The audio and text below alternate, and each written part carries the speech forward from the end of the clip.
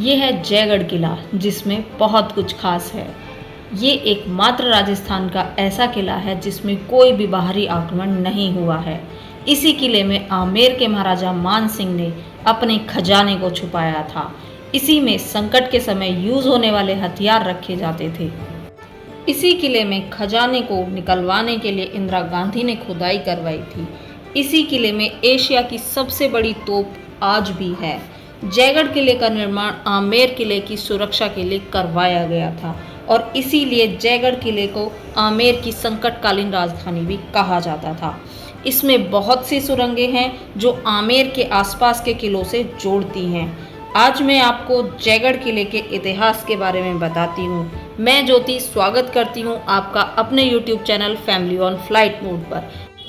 जयगढ़ किला राजस्थान की राजधानी pink city Jaipur में अरावली रेंज के ईगल्स की पहाड़ी पर बनी एक खूबसूरत इमारत है, जिससे जयपुर, आमेर का किला और मवोता लेक का खूबसूरत नज़ारा देखने को मिलता है। जयसिंह द्वितीय ने 1726 में आमेर किले की सुरक्षा के लिए जयगढ़ किले का निर्माण करवाया था, जबकि इस किले का निर्माण कार्य महाराजा मान सिंह ने पूरा करवाया था, लेकिन उनके कार्यकाल में ये बनकर तैयार नहीं हो पाया था। इसीलिए इस किले को बनाने का जो श्रेय जाता है वो जयसिंह महाराज को जाता है और उन्हीं के नाम पर इस किले का नाम रखा गया, जिस वजह से इसे आज हम जयगढ़ किले के नाम से जानते हैं। इस किले की सबसे खास बात है कि यहाँ आपको दुनिया की सबसे बड़ी तोप देखने को मिलती है। 1720 के आसपास जयसिंह के कार्यकाल में ही इस तोप का निर्माण करवाया गया था। इस तोप को किले के डोगरी दरवाजे पर रखा गया है, जो किले की शान को बढ़ाता है। तोप के वजन की बात करें तो इसका वजन लगभग 50 टन है और तोप की लंबाई 31 फीट 3 इंच है और इस तोप का जो व्यास है वो 11 इंच है। जयबाण तोप को बनाने का जो काम था वो जयगढ़ किले के अंदर ही हुआ था और जब ये बनकर तैयार हुई तो इसमें इतना वजन था कि इसको एक जगह से दूसरी जगह ले जाना बहुत ही ज़्यादा मुश्किल था।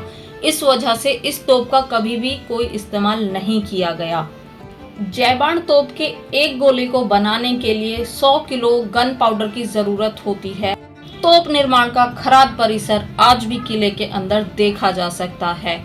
यहाँ पर आप देख सकते हैं अलग अलग सांचे रखे हुए हैं, जिनके ऊपर गर्म अष्ट धातु को डाला जाता था और उससे तोप का निर्माण होता था। यहाँ वो भट्टी थी जिससे वो अष्ट धातु गर्म होकर नीचे गिरती थी और उस अष्ट धातु से तोप बनकर तैयार होती थी। जयबाण तोप का जब परीक्षण के लिए एक बार इस्तेमाल किया गया था तो उस समय जिन लोगों ने उस बत्ती में आग लगाई थी वो जयबाण के पीछे एक जगह आप देखेंगे, यहाँ पहले तालाब हुआ करता था, इसमें कूद गए थे जिससे कि उनके जो कान हैं वो खराब ना हो।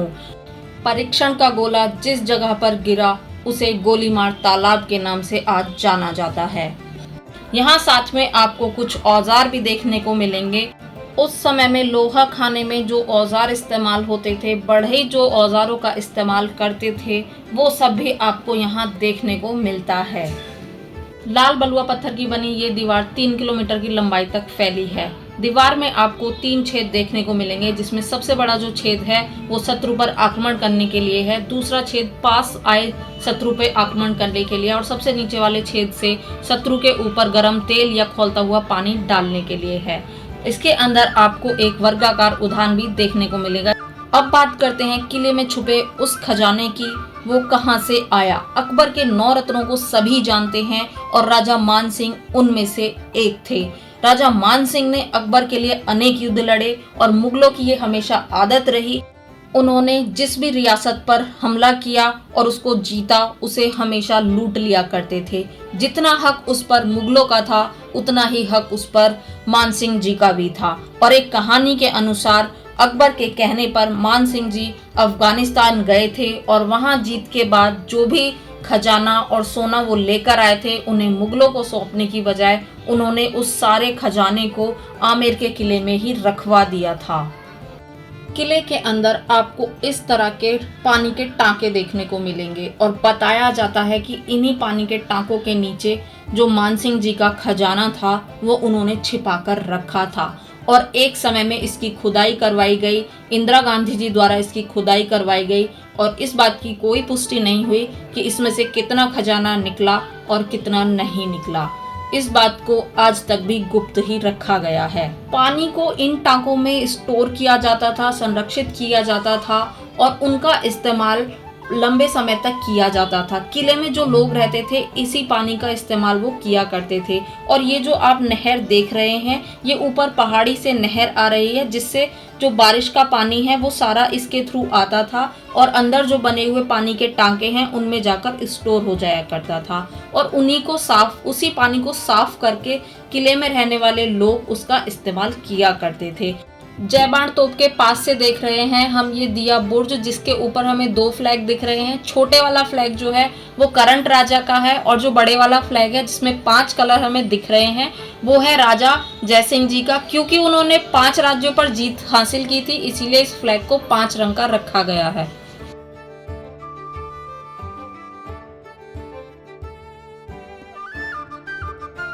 ये किले का वो हिस्सा है जहाँ पर महाराजा जय सिंह ने संकट के समय में जो हथियार थे उनको यहाँ पर रखा गया था छिपाकर। तो यहाँ पर आपको हर तरह की तोप देखने को मिलेंगी, तलवारें देखने को मिलेंगी, अलग अलग तरह की गन्स आपको यहाँ पर देखने को मिलेंगी। इस कक्ष में सारे ही तरह के हथियार जो उस समय में यूज होते थे वो इसी जगह पर रखे गए हैं। उसके अलावा यहाँ पर आपको युद्ध में पहने जाने वाला कवच भी देखने को मिलेगा। किले के इसी कक्ष में आपको तोप बनाने का मैकेनिज्म भी देखने को मिलेगा और इसी कक्ष में आपको जो जय बाण तोप है उसका गोला भी देखने को मिलेगा, जिसका वजन जो है लगभग 50 किलो है। उसके अलावा छोटे छोटे गोले भी तोप के यहाँ पर रखे गए हैं जिन्हें आप देख सकते हैं। यहाँ पर कुछ तीर कमान भी हमें देखने को मिलते हैं, अलग अलग शेप के, अलग अलग डिजाइन के, छोटे बड़े साइज में वो यहाँ पर आपको देखने को मिलते हैं। साथ ही यहाँ पर कुछ अलग औजार हैं, हथियार हैं, कैंची जैसे। आगे जब हम बढ़ते हैं तो इसी कक्ष के अंदर हमें पोटास दिखता है जिसका इस्तेमाल तोप के गोले बनाने में किया जाता है। उसके अलावा जब हम आगे बढ़ते हैं तो हम एक ऐसे कक्ष में पहुंचते हैं जहां पर हमें उन सभी राजा महाराजाओं की और सभी हुए युद्धों की झलकी देखने को मिलती है जिन्होंने भी यहाँ पर रूल किया है। जो भी युद्ध यहाँ पर हुए हैं जयगढ़ किले के या उनके राजाओं के, तो उसकी झलकी हमें देखने को मिलती है। उसके अलावा उस कक्ष में हमें उनके जो पोशाक हुआ करती थी वो भी हमें यहाँ पर देखने को मिलती है। किले में बने मंदिर उस समय राजा महाराजाओं की भगवान में भक्ति को दर्शाता है, जिसके अंदर आप राम, हरिहर और भगवान भैरव के दर्शन कर सकते हैं।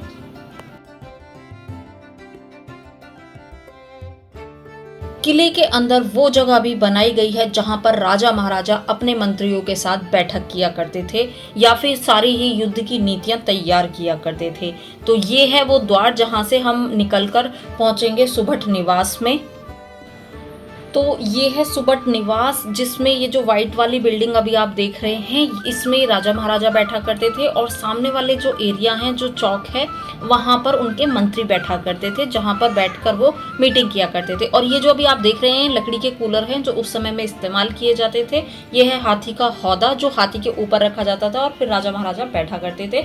उसके साथ में ही रखे हुए हैं नगाड़े जिनका इस्तेमाल उस समय में किया जाता था। और सामने ही जो पूरा चौक देख रहे हैं यहाँ पर राजा के मंत्री बैठा करते थे। किले के अंदर वो जगह भी बनाई गई है जहाँ पर राजा के मुख्य और अहम मंत्रियां रहा करते थे, जिसे खिलवती निवास बोलते हैं। तो अभी ये जो हम देख रहे हैं ये है खिलवती निवास और यहाँ से अब अंदर की तरफ हम जाएंगे और हम वहाँ से हम पहुँचेंगे लक्ष्मी विलास में।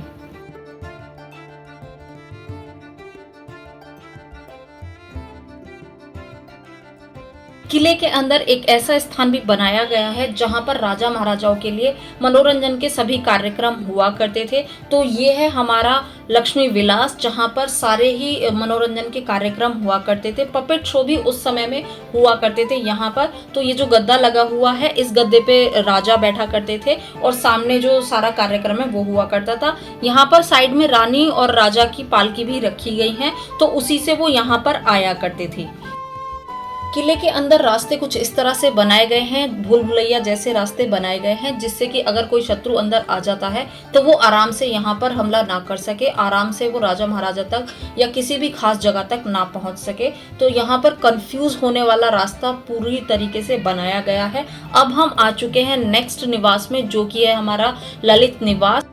इस किले के अंदर हमें वो जगह भी देखने को मिलती है जहां पर राजा रानी के उस समय के इस्तेमाल किए हुए पालकी हैं, और उसके अलावा हाथी के हौदे हैं जो उस समय में राजा रानी के लिए इस्तेमाल किए जाते थे, उनको एक स्थान से दूसरे स्थान पर ले जाने के लिए। तो ये वही जगह है जहां पर सारे ही पालकी और हाथी के हौदे रखे गए हैं। और ये अब हम आ चुके हैं बाहर की तरफ, जहाँ पर से हम देखेंगे सागर की छतरी। जो सागर हमें सामने देखने को मिल रहा है, इसी सागर से पानी को लाया जाता था और नीचे से ऊपर खींचा जाता था और वो सारे किले में सप्लाई होता था। जब आप इस जगह पर आएंगे तो यहाँ से आपको खूबसूरत अरावली की पहाड़ी आपको देखने को मिलेगी, खूबसूरत नज़ारा आपको यहाँ से देखने को मिलेगा।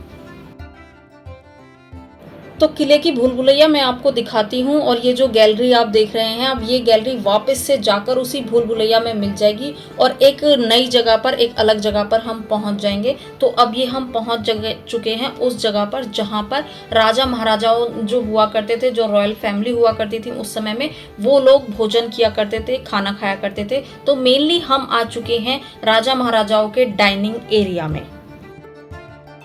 तो इसमें हम झलकी के रूप में हमें दिखा रखा है कि किस तरह से रॉयल जो फैमिली हुआ करती थी उस समय में कैसे वो भोजन किया करते थे। इस तरह से बैठकर राजा एक तरफ बैठे हुए हैं आगे, और बाकी उनके सभी खास लोग, मंत्री लोग उनके साथ बैठकर किस तरीके से भोजन कर रहे हैं।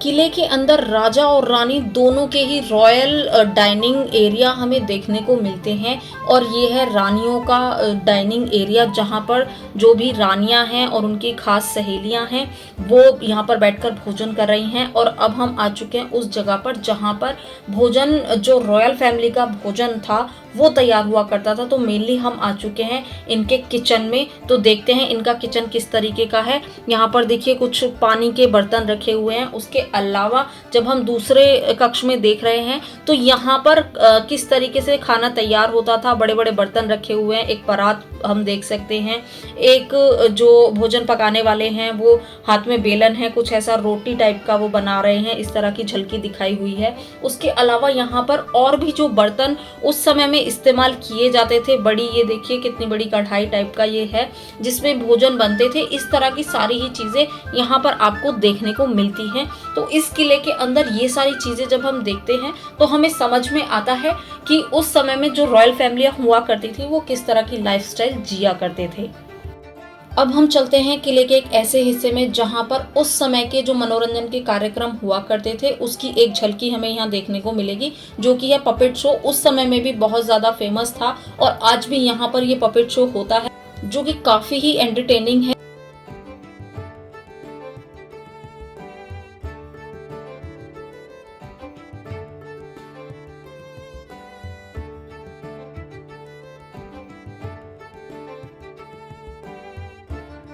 किले के उस हिस्से से होकर हम गुजर रहे हैं जहां पर रॉयल फैमिली के कुछ खास लोग बैठा करते थे समय व्यतीत करने के लिए या आपस में बातचीत करने के लिए। तो एक तरह से दीवाने खास हम इसको बोल सकते हैं, जहां पर सिर्फ रॉयल फैमिली के लोग ही इकट्ठा हुआ करते थे या बैठा करते थे। किले में हम अब आगे की तरफ बढ़ रहे हैं और हमें यहाँ से दिख रहा है वो वर्गाकार उद्यान जो उस समय में राजा ने निर्माण करवाया था। मैं बता दूं आपको कि इस किले का निर्माण किसी के रहने के लिए या किसी राजा के लिए नहीं करवाया गया था। ये सिर्फ एक आमेर को सुरक्षा प्रदान करने के लिए किले का निर्माण करवाया गया था, जहाँ पर सारे ही जो हथियार थे, सारी ही चीज़ें थी युद्ध से जुड़ी हुई, वो सब चीज़ें रखी जाती थी। अब हम चल रहे हैं छतरी की तरफ और छतरी से देखेंगे कि किस तरह का व्यू चारों तरफ हमें देखने को मिलता है। किले के अंदर बने हुए इस वर्गाकार उद्यान को जब आप किले के ऊपर से देखेंगे तो खूबसूरती में चार चांद और ज्यादा लग जाते हैं और किले के ऊपर से आप पूरे शहर को देख सकते हैं। इस किले की जो बलुआ पत्थर की बनी हुई दीवार है जो 3 किलोमीटर तक लंबी है वो भी आपको यहाँ से साफ साफ नजर आएगी कि किस तरह से ये बनी हुई है पूरी दीवार। उसके अलावा आमेर का किला, जिसकी सुरक्षा के लिए ही इस किले का निर्माण करवाया गया था, वो भी आपको यहाँ से पूरा देखने को मिलता है। और वो रास्ता भी जहाँ से आप होकर ऊपर की तरफ आते हैं, तो उसके साथ में ही ये किला आपको खूबसूरत अरावली की पहाड़ी भी दिखाता है, जो कि बहुत ही कमाल की दिख रही है। अगर आप यहाँ पर रेनी सीजन में या विंटर सीजन में आते हैं तो इस तरह का खूबसूरत व्यू आपको देखने को मिलेगा। छतरी के अंदर खूबसूरत कलाकारी इस तरह की आपको देखने को मिलेगी। छतरी में कुछ इस तरह की खिड़कियां भी बनी हुई हैं जहां से खूबसूरत व्यू आपको देखने को मिलता है।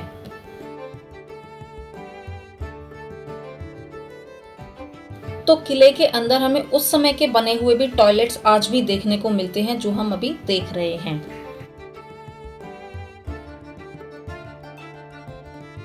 तो कुल मिला के जो इस किले का निर्माण करवाया था महाराजा जय सिंह जी ने, वो सिर्फ इसलिए करवाया था जिससे कि वो अपने आमेर पैलेस को, आमेर के किले को सुरक्षित रख सके और अपने आप को सुरक्षित रख सके। जब भी कभी युद्ध का वातावरण होता था, माहौल होता था, तो वो उस समय में इस जगह पर आकर रहते थे अपने आप को सुरक्षित करने के लिए। मैं बता दूं आपको कि इसके अंदर एक ऐसी सुरंग है जो आमेर पैलेस को जयगढ़ किले से जोड़ती है, जिस गुप्त रास्ते का, सुरंग का इस्तेमाल उस समय में राजा महाराजा और सिपाही किया करते थे। तो उम्मीद करती हूँ मेरी ये वीडियो आपको पसंद आई होगी। वीडियो पसंद आई हो तो लाइक शेयर करना बिल्कुल ना भूलें। चैनल पे नए हैं तो सब्सक्राइब करें। जल्दी मिलूंगी नई वीडियो में नई जानकारी के साथ, नई जगह पर। तब तक के लिए बाय बाय।